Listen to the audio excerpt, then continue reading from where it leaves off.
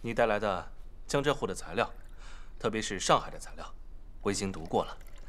之前的这些事儿呢，我呢有所预料。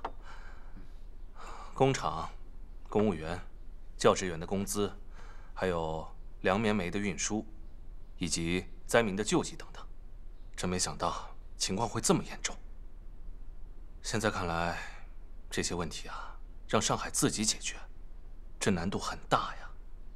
岂止难度大，陈毅自从接管上海当了市长，眉毛都没展开过。上海运转不起来，你马上又要进攻大西南，这西南、华南、台湾都要解放，所以重工业和轻工业通通都要开动起来，既要保障外面的物资可以运进上海，上海本地的橡胶啊、五金、搪瓷、针织、纤维等等，也要保证能够运出去啊。这不找你来求救了吗？你是大掌柜，你得想办法。我的初步想法是，从全国范围内解决上海的问题。小平，你的意见如何？中财委统筹全国的财经工作很重要。上海等于现在是穷的，家里揭不开锅，要向邻居借米、借粮、借钱。没错，向邻居家借粮，总得了解邻居家里的情况，问问人家愿不愿意借呢。你是不知道，上海的投机商人提前囤积早稻，哄抬物价，已经严重影响了武汉的情况。我觉得咱们应该正式召开一次中央局的会议，大概月初的时候，华中局致电了中共中央，提议召开华中、华东、华北3大区的金融贸易会议。我认为呢，可以把东北还有西北的朋友都叫过来，邻居们都来开个会啊，有钱出钱，有力出力吧。好主意。嗯，但把5大区都全部叫来，陈主任，你可能会遇到意想不到的阻力。家家都有本难念的经，5大区的经济状况也都不尽相同，这些你都要有心理准备。5大区的情况，我心里边略略有数了。上海这次请邻居们都来开会，我认为势在必行啊。难怪人家说有困难找陈云，你可真不是浪得虚名呐！小平同志过奖喽，喝茶喝茶。你一定要去上海开。上海是中国最大的城市，东方的金融中心，上海站不住，全国的经济就稳不住。调查全国性的财政经济情况，提出解决的办法。若是不在上海，看不到全面，看不到全国财政经济的困难。沪汉两地是全国的经济要地，也是大军南进的经济基地。全国应以可能的力量来支援沪和汉。东北和西北亦可派人出席。即便许多情况我们尚未熟悉，我们也不在会议上做什么重大的决议，但是各解放区之间彼此了解各自的情况，以便知道日后相互支援的可能和力度，也是有益的。好，我同意。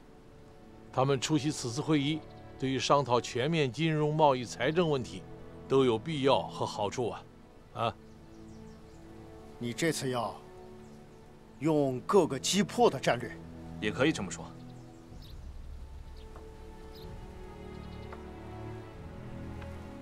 东北和华北2个区，我最熟悉，有些账我也可以直接算给他们。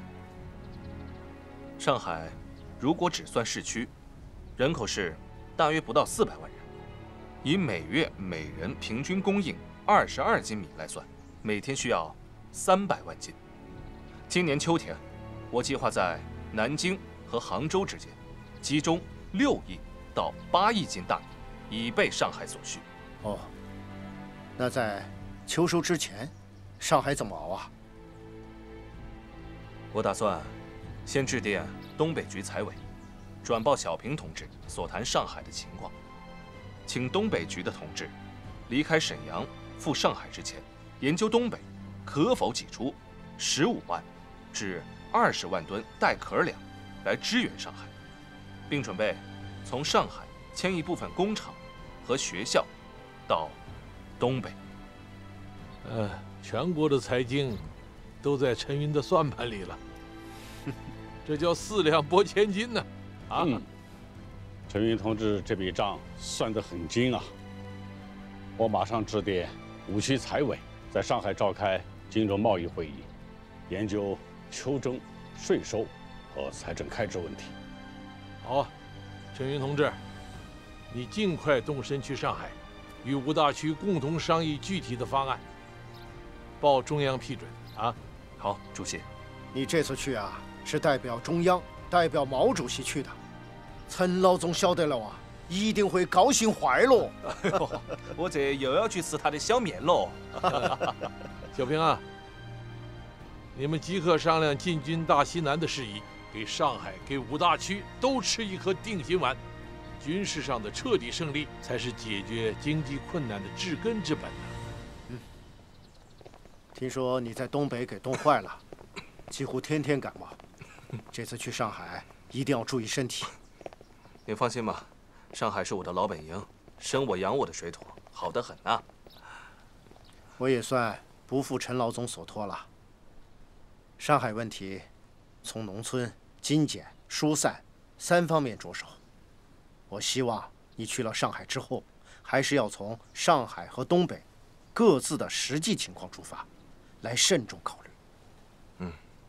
这次我去上海，就是为了实地调查。我也预估了这个方针可能会有所调整。好，辛苦了，陈主任。大西南之战，多多保重啊。走了。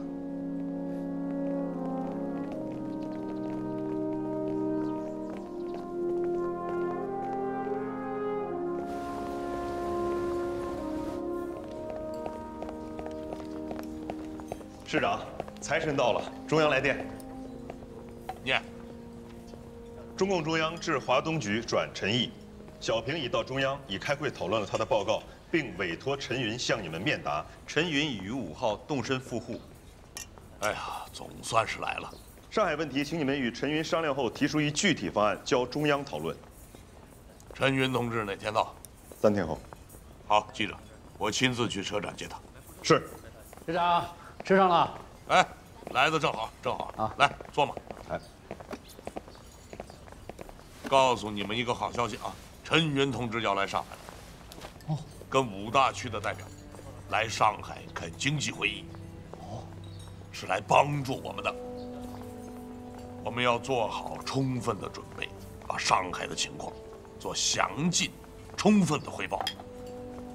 这太好了，我们可一直盼着呢啊！市长，那咱们商量商量，陈云同志他们来了以后，我们该怎么接待呢？该怎么接待就怎么接待。我们现在接待的最高标准是什么样的？啊，是这样，这住的地方嘛，倒是好安排。就是吃的方面呀，我们有这个接待的标准。现在封锁期间啊，每人每天是1斤大米，1热1凉，2菜1汤，1荤1素。凉菜还是咸菜？客人来了，标准适当的要提高一下，能不能想办法让代表们吃一点肉？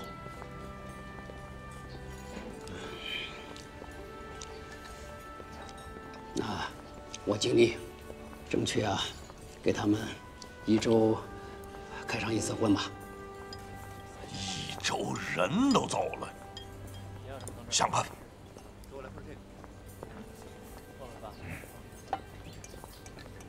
老总，我们没有肉，但有精神食粮。什么？现在我们上海缺粮食，但不缺人才。陈云主任爱听戏。哎，这个可以啊，汉年想得周到啊！就这么办了。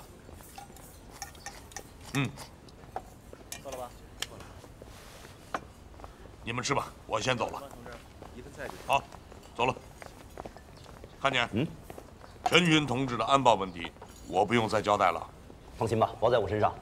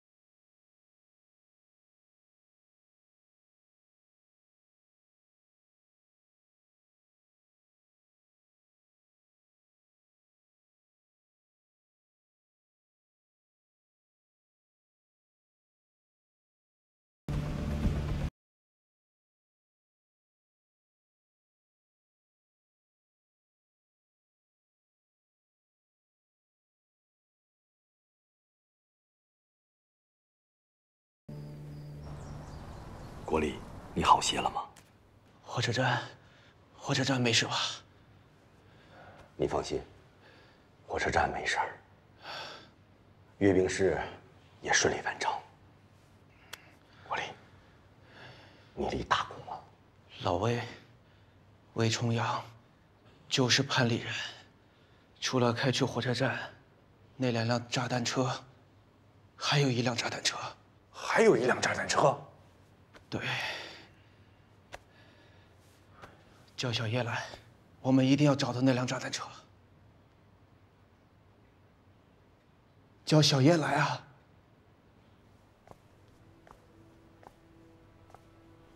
小叶呢？小叶牺牲了。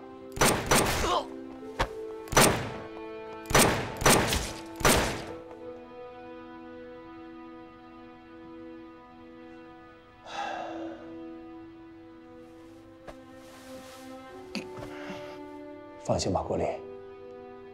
我们已经在全城搜捕潘里人，但是这个人非常狡猾，又擅长伪装，加上其他敌对分子的协助，估计一时半会儿还抓不到。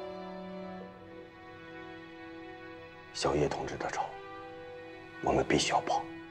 但现在更重要的是，要先找到你说的那一车炸弹。是。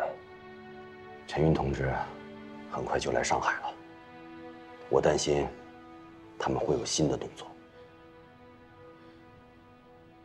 这件事儿交给我。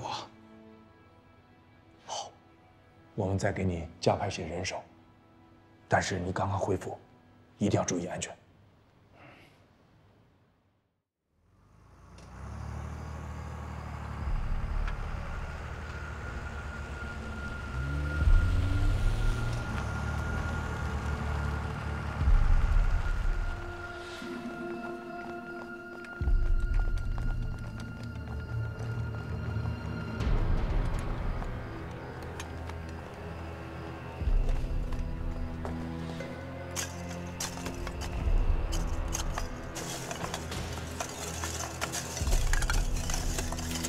田局长，有情况。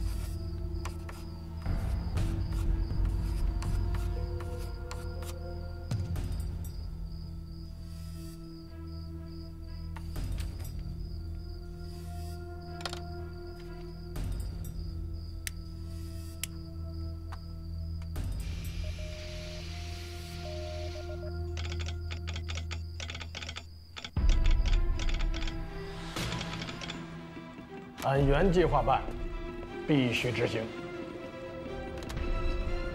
毛局，电报。回复嘉宾，路上动手，立即执行。是。我们在码头工人集中居住的贫民区查到了另一辆炸弹车的下落，对当地的居民也进行了初步排查，没有发现任何可疑人员。执行任务的迪特应该是跑了。如果说他们的目标是陈云同志，那么接下来肯定还会有新的行动。老潘，刚刚截获的情报，迪特准备在陈云同志来的路上下手。陈云同志的火车到哪儿了？刚过苏州，还有一站昆山就到上海。我已经打电话给昆山公安局的同志了，让他们立即布置防御。迪特要炸火车，很可能会空袭，防不胜防了。我请求亲自开车去昆山，把陈主任接回上海。好，我跟你一起去。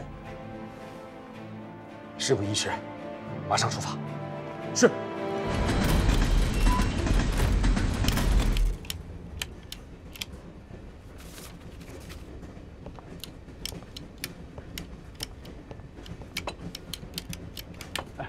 陈主任，您的算盘打得真是出神入化呀！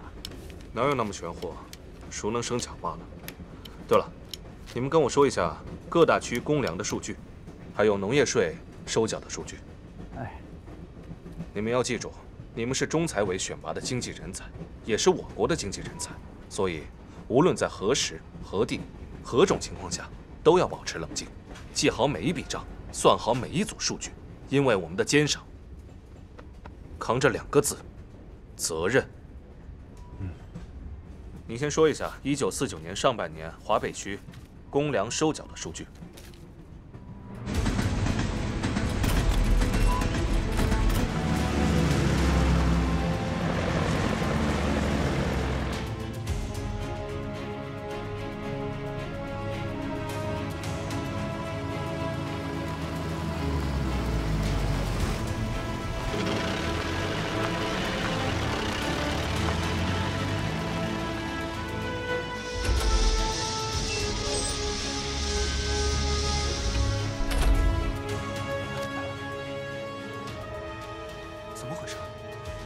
车怎么突然停了？首长，有紧急情况，请跟我们走。来，首长，快走，走，跟我们走。小陆，田国立同志接到陈云同志没有？我刚打了电话，说遭遇敌机轰炸。什么情况？陈云同志怎么样了？目前还不确定。我就应该亲自到昆山去接他。师长，您别着急，李世英局长说那边有情况了，第一时间告诉我们。陈云同志不敢出差错，全上海的人民眼巴巴地盼着他呢。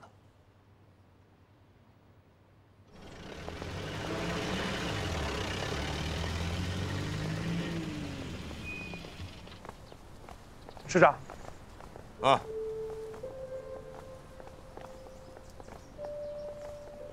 陈云同志呢？陈主任中途路过市场的时候，执意要下车。他说他想自己去转一转。好，好，好。这是他的秘书和随行人员。好，你先安排大家住下来。好，这就开始工作了。中途火车被炸的时候，他的算盘丢了，我估计去买算盘了。啊，先进来吧。啊，好，走吧。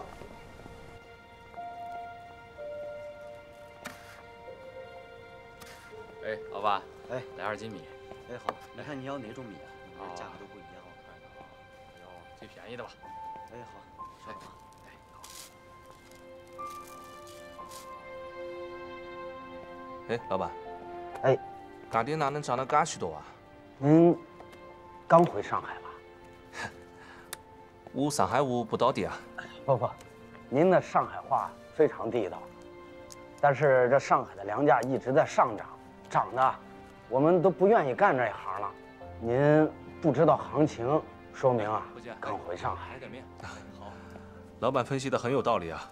刚才我在你这店里转了一圈，这商品的价格比解放之初足足涨了有6倍之多。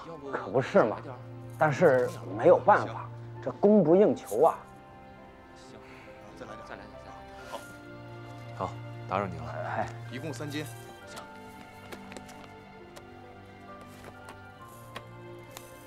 给我也来2斤。来，给你。行。哎，行。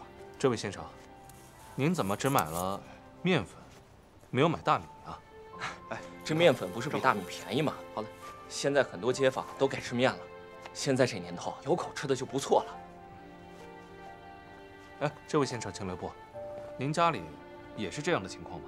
我家里祖上留下的习惯，家里会留一些应急粮，粮食还够吃的。家有余粮，心里不慌啊。哎，慢走。挑一挑看一看啊！哎，买点米吧。来看一看，就今天便宜啊！过2天价格又涨了。来，挑一挑看一看啊！来了。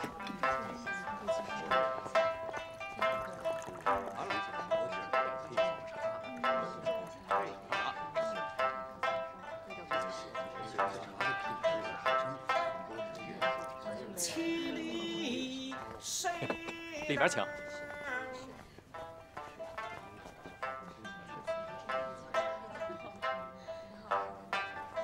先生走了。陈老总，好久不见呐，在这儿都能找着我。哎呀，我从商务印书馆张元济老先生那儿一路找到这儿，见到你不容易啊。陈老总，心急了？先别急啊，这评弹听得懂吗？完全听不懂。但是呢，只要是上海的东西，我就要了解。他讲的呀是《白蛇传》里的一段，讲述的是许仙和白娘子一起过中秋节的情形。哦。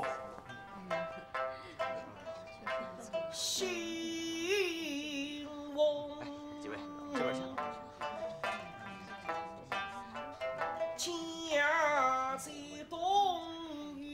来添个水啊！哎，来了。中秋团圆，希望那个时候呢，上海的市民也能过一个舒心的中秋节。你现在是3句话不离上海啊，你还是那个做事一头闷到底的陈老总。好，好啊。哎，你现在可是上海的财神爷啊！哎，不对，是全国的财神爷。哪里啊！我现在就一门心思的先把经济搞好，让百姓的日子越过越好，我才能睡个安稳觉哦。嗨，我今天到处走了走，我发现上海已经有了新的气象。首先，男人穿中山装的多了，女人穿裤装的多了。这说明什么？说明大家不再追求旧社会的那些浮华奢靡，而是向工人阶级看齐了。上海市民不容易啊，经历了3次物价起伏，工厂呢刚刚开工，又面临着停工，多数市民手里没钱，心里没底啊。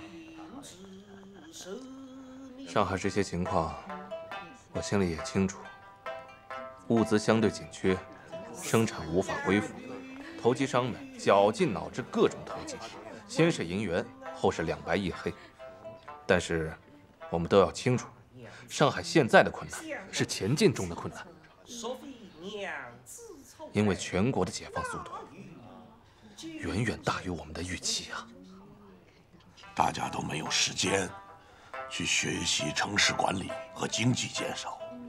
没错，小平同志在中央汇报了上海的详细情况，诚如毛主席所指示，我们现在最大的任务就是让所有生活在上海的人有饭吃、有衣穿、有工作，在困境里找生机。上海的生机有多大，就要看你这个财神爷了。哎，你又来了啊！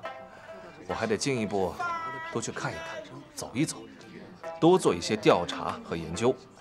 哎，5大区的代表们都来了吗？本来应该比你晚到，你这个一波三折的，恐怕这一会儿都到了。我跟你说啊，五大区的财经会可不好开呀。我听说有些代表他不想来，或者说派一个说了不算的人来，这些都是问题啊。那咱们应该如何解决这个问题？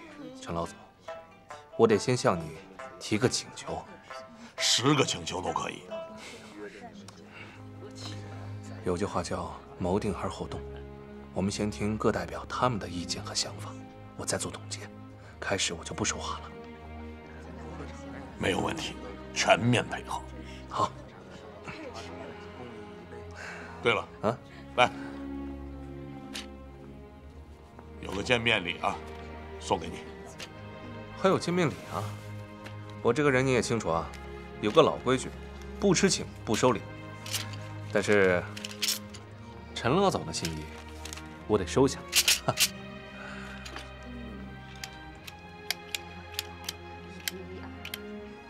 声音清脆，算珠顺滑，是把好算盘呐。你太了解我了啊！我是希望啊，陈主任拿这把算盘好好给上海算一下，解决眼前的困难。那你这个如意算盘，怕是要落空哦。我这盘账是要算给全国的。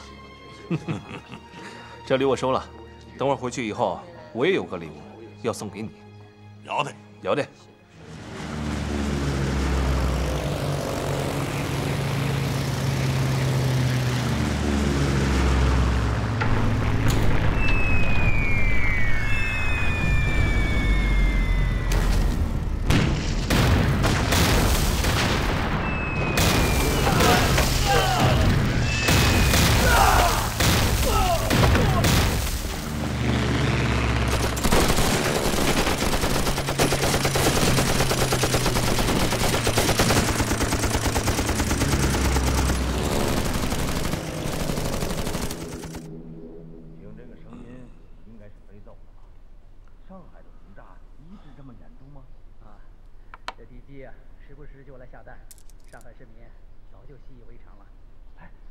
能不能让我见一下陈云同志啊？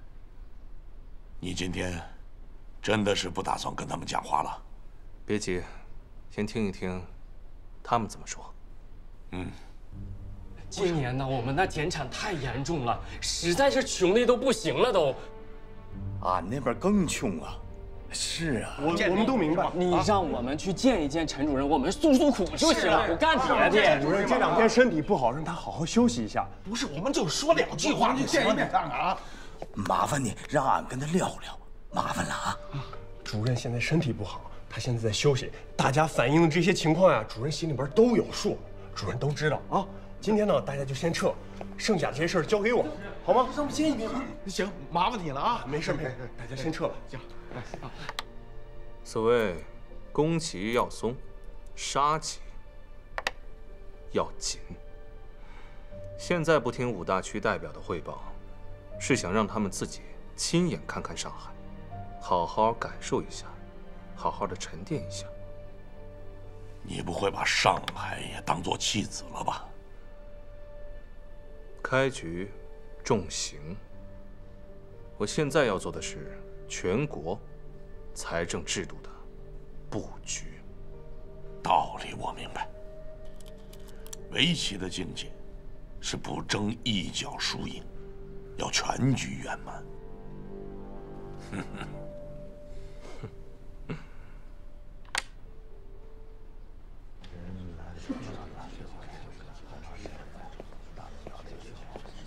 同志们，大家好！哎呀，陈主任好！陈主任好！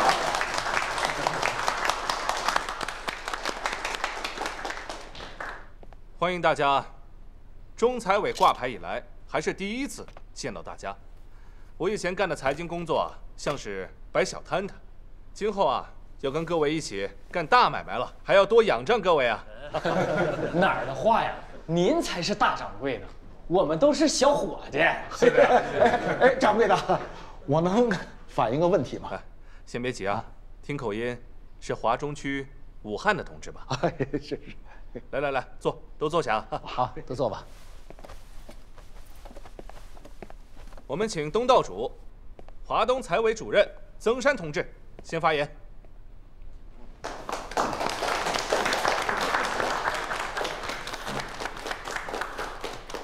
各位代表，上海现在的情况，想必大家都看到了。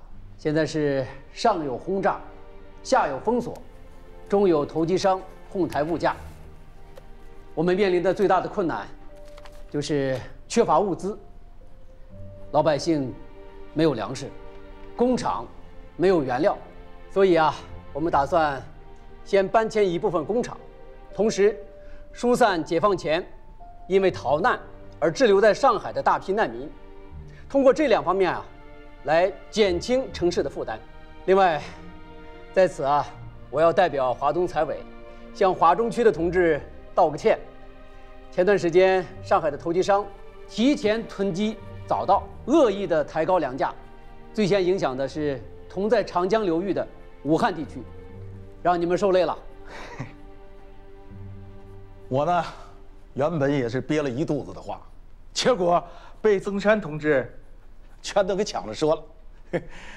那我就得问一问了，能不能加强沪汉两地的贸易限制，提高两区之间的关税规定，每次流通物资的数量？好，先请坐。咱们这个会啊，一个一个问题说。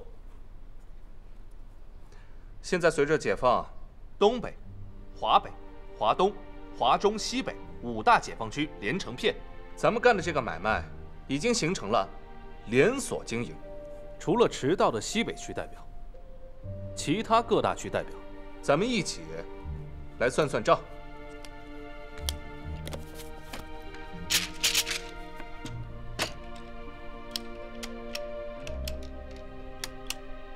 上海接管时，人口是540多万，扣除农村人口，只算市区440万，其中40万是曾山同志刚才讲的计划动员回乡的，也就是说，实际需要解决吃饭问题的人口是400万。以每月每人平均供应22斤米来算，每天需要300万斤。现在是7月底，距离秋收还有2个月，实际需要粮食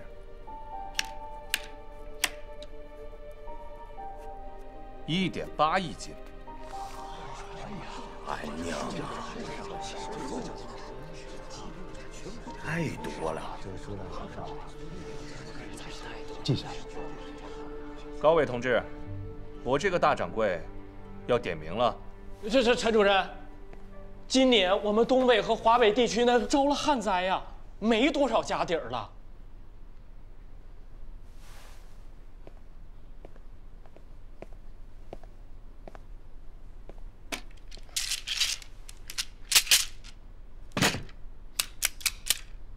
1948年，东北尚未全部解放，共收公粮134万吨，按照5%到20%的公粮比例，暂且算10%吧。粮食总产量是1.34亿吨。粮食减产和接收国民党公教人员的影响，以及各大解放区扩大的利好相抵，你们东北也有能力拿出1/1000来支援上海，大约这个数。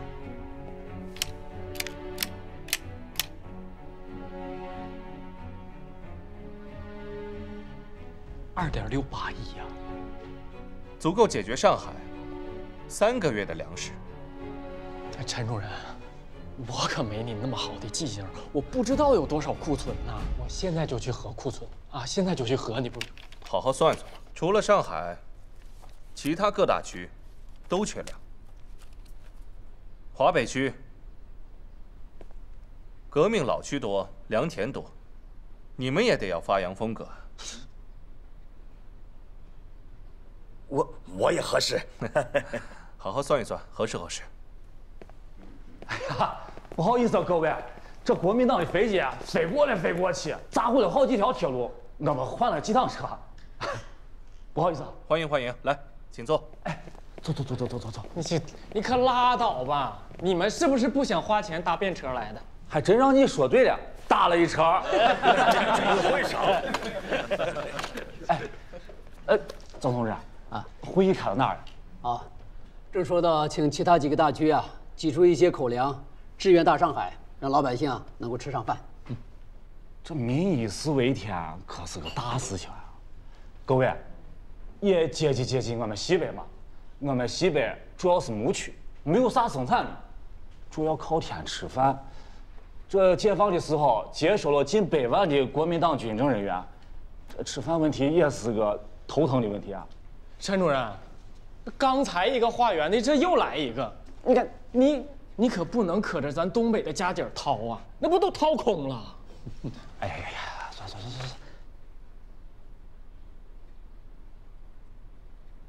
李长生同志，哎，你是老财经干部了。我在陕甘宁边区主持财经工作的时候，是怎么说物资跟贸易之间的关系，还记得吧？那是1944年，国民党对我们全面封锁，陕甘宁边区物价层层的往上涨，各解放区出现了恶性竞争。就比如1943年宁夏的碱实行了内部订购。我们西北穷，各处化缘，在这方面损失了20万倍啊！陈云同志当时就提出啊，若各自为战，啊，各搞各的，各不相谋，那会天下大乱的呀！陈云同志，我说的对吧？说得好。华中的同志，刚才西北区的李长生同志，他说的话，能不能回答你关于沪汉贸易限制的问题？啊，能。好，我也要表扬一下华中区，是华中区率先提议开这个会。今天来看，5大区的财经会非常的重要，而选址在上海，也是中央开会经过研究的。因为沪汉两地是全国的经济要地，也是大军南进的经济基地，全国应以可能的力量来支援沪汉。而上海粮价的问题，也是各投机商们看准了，咱们各解放区存在着壁垒。常州不让粮食运往上海，赣东北对杭州也封锁，皖北、常熟、无锡等地也对上海禁运。也就是说，在小范围内囤积粮食，便可以操纵物价，造成通货膨胀。同志们，这个问题现在很严峻的。那么，我们应该怎么样来解决这个问题呢？我们这回来上海跟您开会，不就是说这个的吗？现在各个区都面临着困难，但是大家要知道，我们现在面临的财政经济的困难是胜利中的困难，要从全国的范围内来解决财经的问题，否则就会影响国际和民生。上海是中国最大的城市，东方的金融中心，上海站不住，全国经济就稳不住。调查全国性的财经问题，提出解决的办法，不在上海，看不到全面，看不到全国财政经济的困难。你们想想，如果看不到全面，我们怎么来解决问题呢？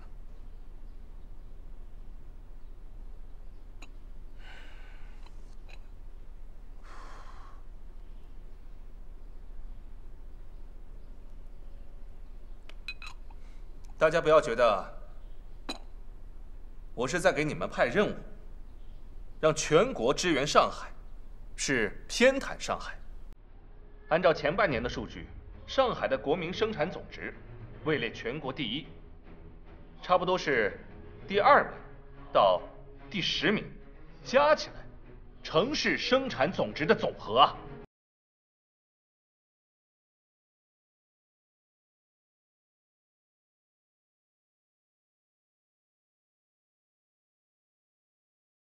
能够带动全国的经济发展，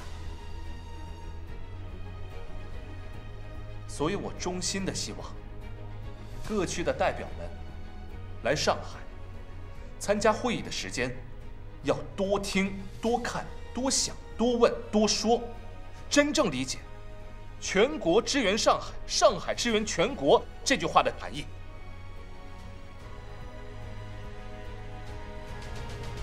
好了，今天的会我先讲到这儿。接下来我们的会分为财政、金融、贸易、综合4个小组进行讨论。来，开始讨论吧。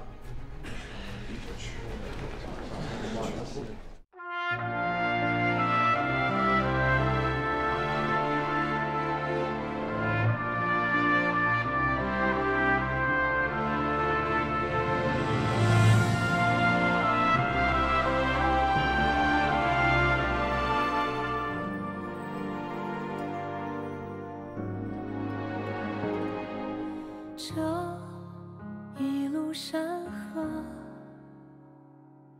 迎着日出月落，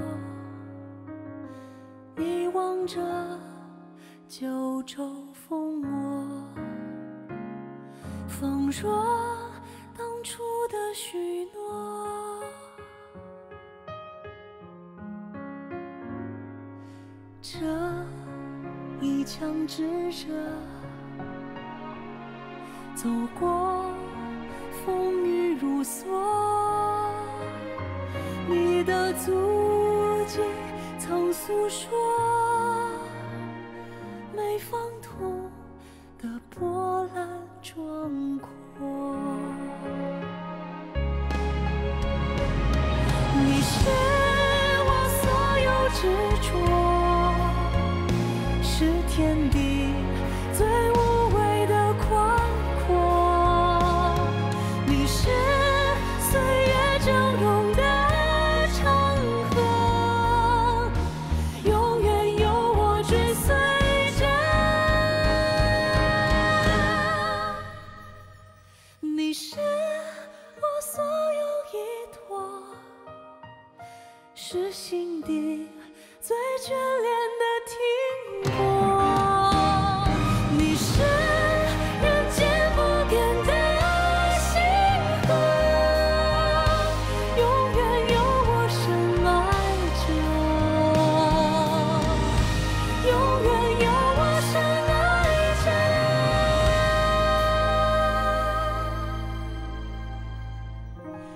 永远有我深爱着。